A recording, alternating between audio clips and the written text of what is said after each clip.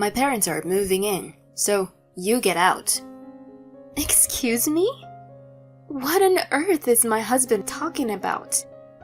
I'm the one paying 2,600 living expenses though. But for me, this situation was pretty convenient. The very next day, I reached out to a recycling company. If he's serious about this, I won't hold back. Hey, what the heck happened here? They're my stuff, so I can do whatever I want with them, right? My name is Sky. I recently got married to Gavin. We met at a friend's party, and he was the one who made the first move. Gradually, I find myself drawn to him, and we started going out. Things went smoothly between us, and after about 2 years of being together, he popped the question. The timing was perfect, as I was hoping to get married in my early 30s. I was over the moon when he got down on his knee. I eagerly accepted, and we planned to tie the knot in the near future. Soon after, we went to introduce ourselves to each other's family. He had a stable job, so my parents were reassured. Please take good care of our daughter. Yes, I will make sure she's happy. When he confidently declared, I was delighted. He was funny and caring, so I had no doubt our marriage would be blissful. After that, we visited his parents to make introductions.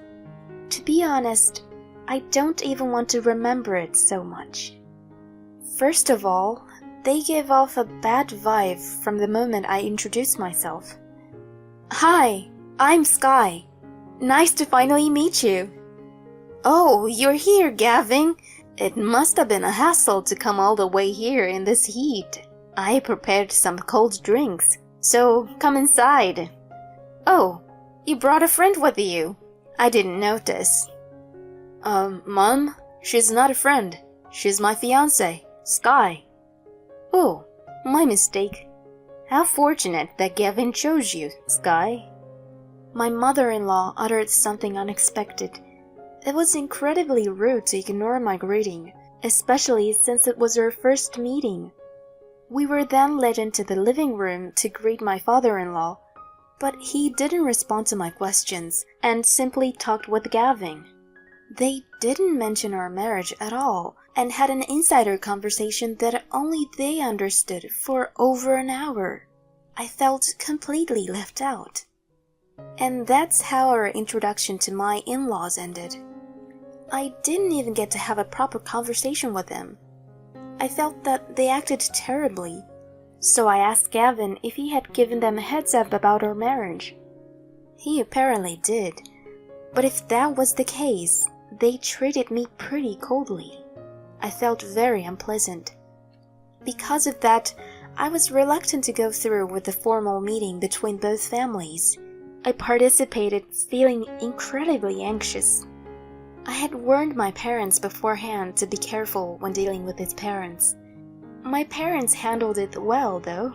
His parents weren't displaying best attitude, but my parents asked many questions and praised them for every answer, so his parents started speaking more openly.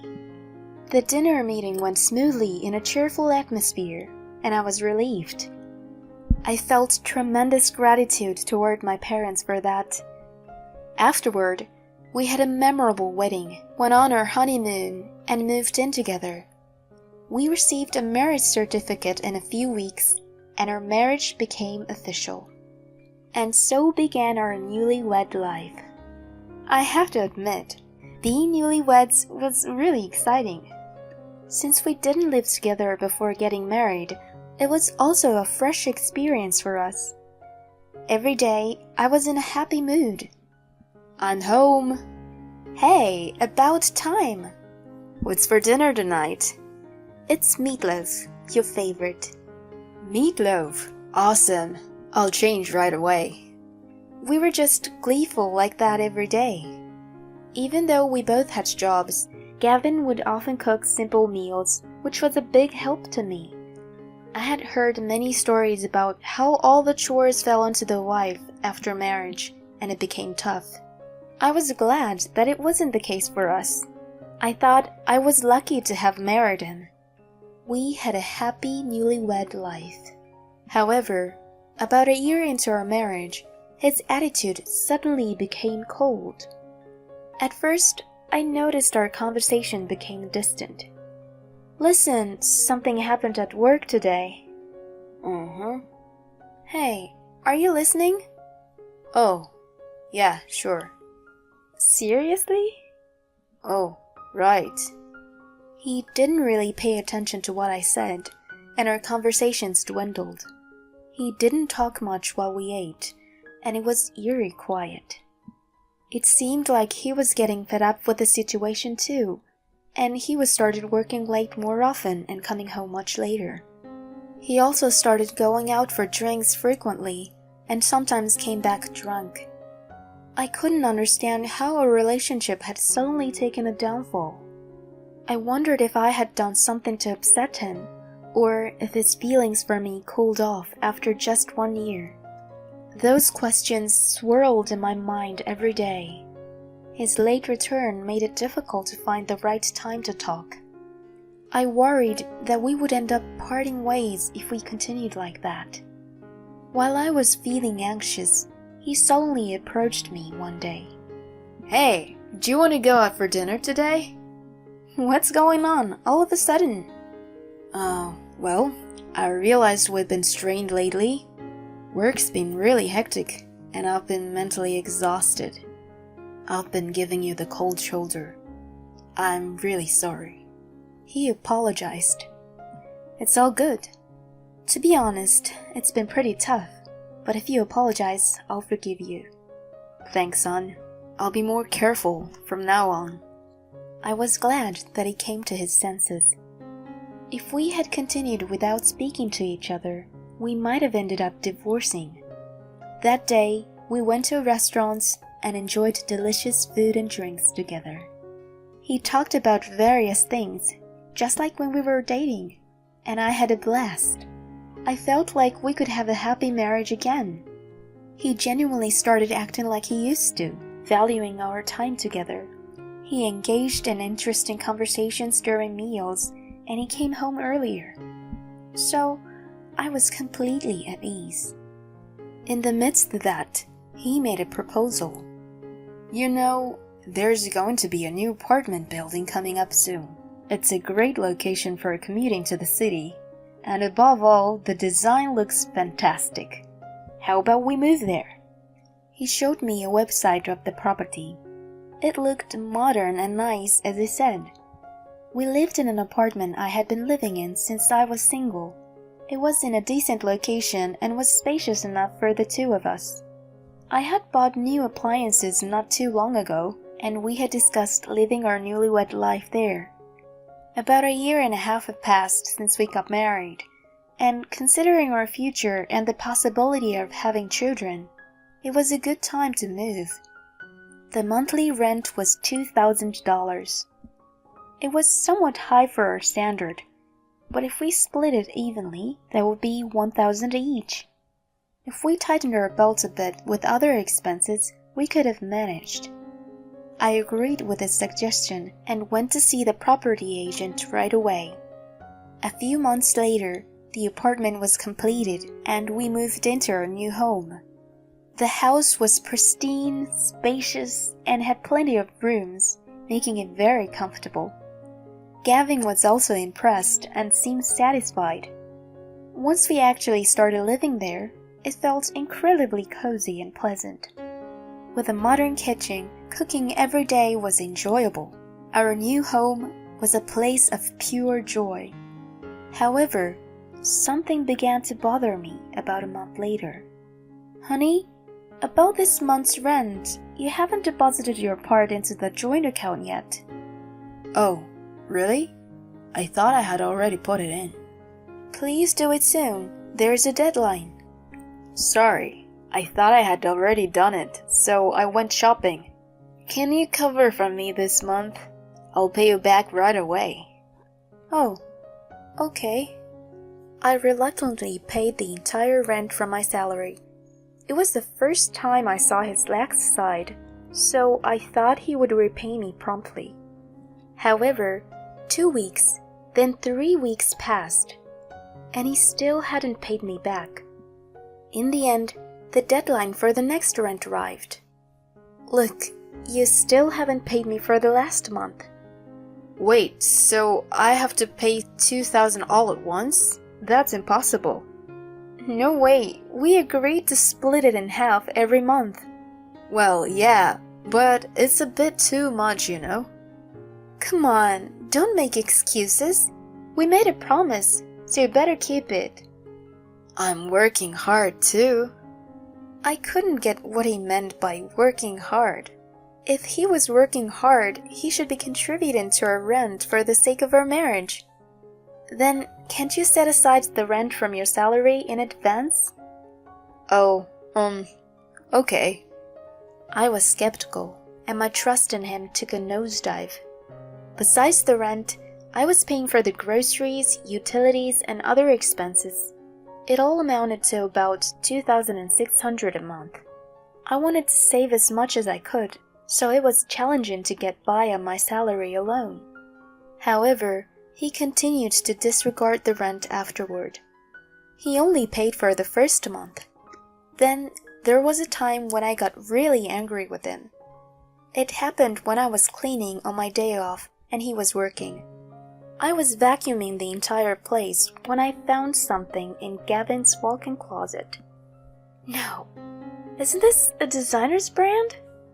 To my surprise, he had been buying high-end clothing. He had never worn it in front of me before, so I had no clue he owned such expensive stuff. The fact that he was spending money when he wasn't contributing to our household in the first place outraged me. So, when he came home, I confronted him. Hey, what's this? That's my clothes. What's the matter? Why are you buying such an expensive thing? It's not a big deal. I can buy whatever I want with my own salary. Well, that's true. But you haven't paid anything toward our shared expenses, like rent or groceries. When are you going to contribute? Well, I'll do it when I have some extra cash. You don't have the money to spare for a living, but you're buying brand-name clothing? Your priorities need to be fixed. When I said that, he got really defensive. Why are you making such a big deal? These clothes are more important to me. Besides, if we go by your logic, your income is also part of the family finances. So you paying the full rent is the same as us paying it together. He dared to make such selfish statements. They are not the same. You're indulging yourself, and I'm cutting back as much as possible on our living expenses. Show a little consideration. We had a major argument for the first time in a long while. He stormed out of the house, fuming. We both needed some time to cool off and collect our thoughts.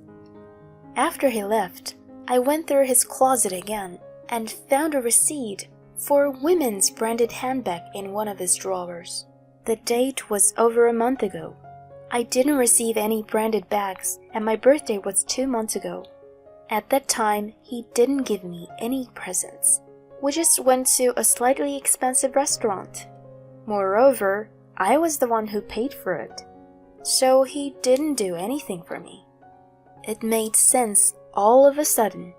He was probably spoiling another woman.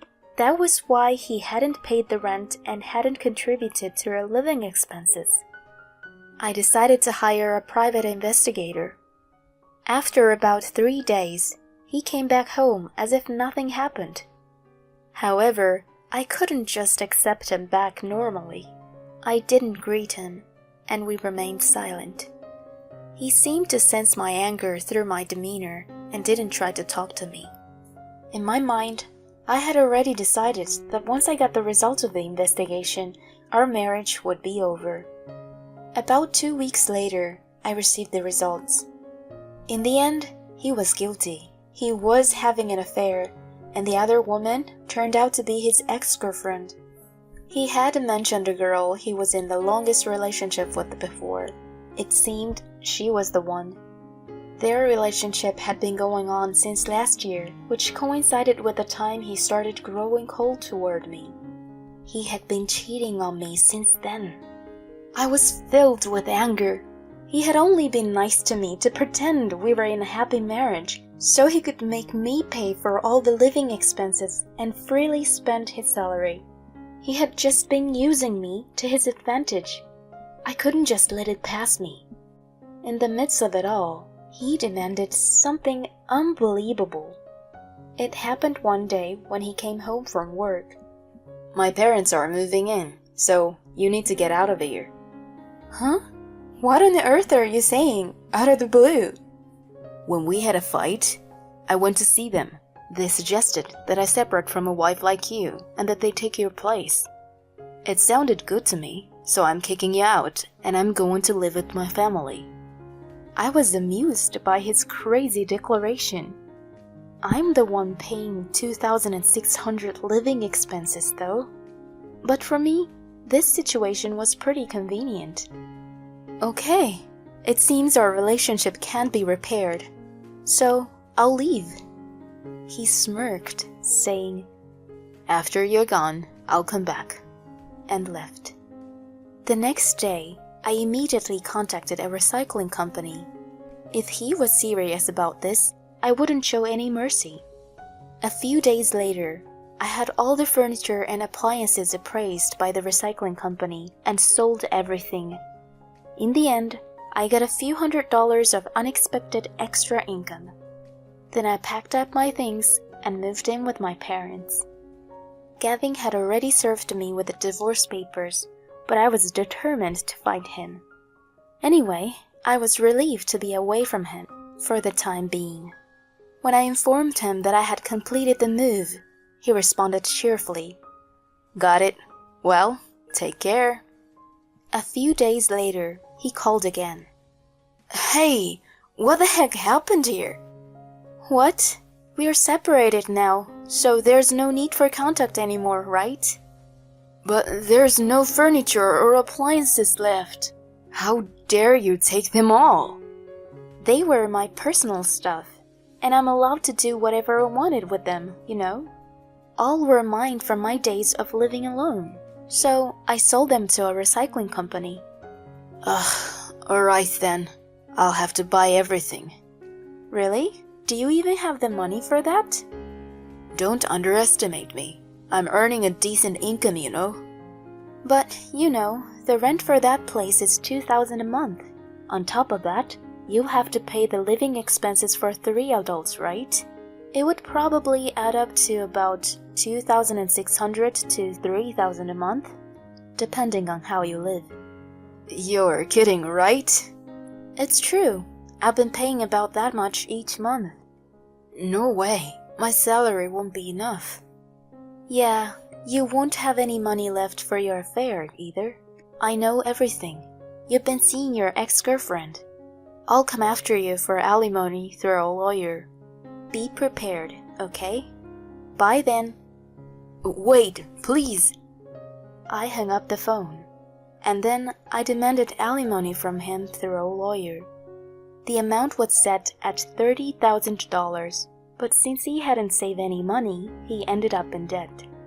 As expected, he couldn't afford to pay the rent and the living expenses, so he had to move out of that apartment immediately. However, his parents had already sold their house, so they had nowhere to go. Currently, they are reluctantly living in a cheap studio apartment with their family of 3. He had been spending money with ease thanks to my income, but now he's left with no money and can't afford to entertain his mistress anymore. As a result, their relationship faded away. He begged me for reconciliation in tears, but I ignored him completely and blocked his number. The alimony is being paid in installments. If there are any delays, his salary can be garnished, so there shouldn't be any issues. On the other hand, I'm currently living with my parents and trying to save money I couldn't. Although my marriage ended in failure, I consider it a learning experience and plan to use it to better my future.